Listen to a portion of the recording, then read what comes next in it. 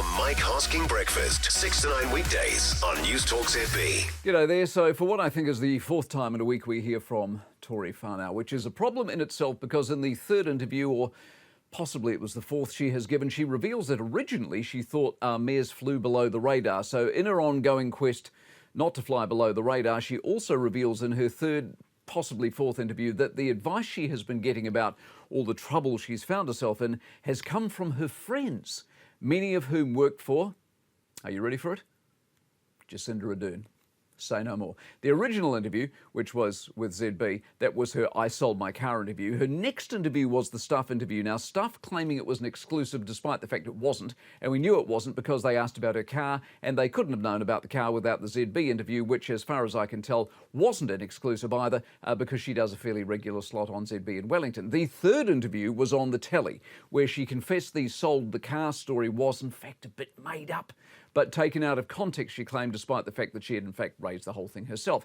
Having done the telly, she seems to have wandered off now and done a podcast, which is where she raised the fact that she had done the telly, but the telly hadn't gone very well.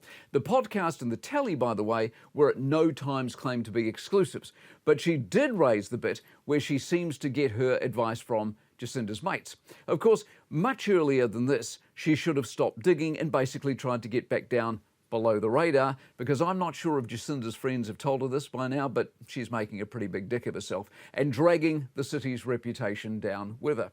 It's a very, very good lesson in why some people simply are not suited for one, public life, and two, leadership. And without being too unkind about it all, it would appear she struggles to run her own life, far less a whole city's. And she also has some suspect skill when it comes clearly to choosing her friends. So 4 interviews down, we know more about Tory now than anyone ever would have wanted. And I'm not sure even Stuff now would want to follow up and call it another exclusive. And if we have learned anything, that it's not hard to see why the capital is in the state it's in. It's not hard to sympathise with their fellow councillors. It must be a nightmare to deal with this ongoing mess. And if the central government woke up today and decided Diane Calvert, fellow councillor, was right and an administrator might be a good idea, I don't know many would be left objecting to it. The Mike Hosking Breakfast, 6 to 9 weekdays on Newstalk ZB.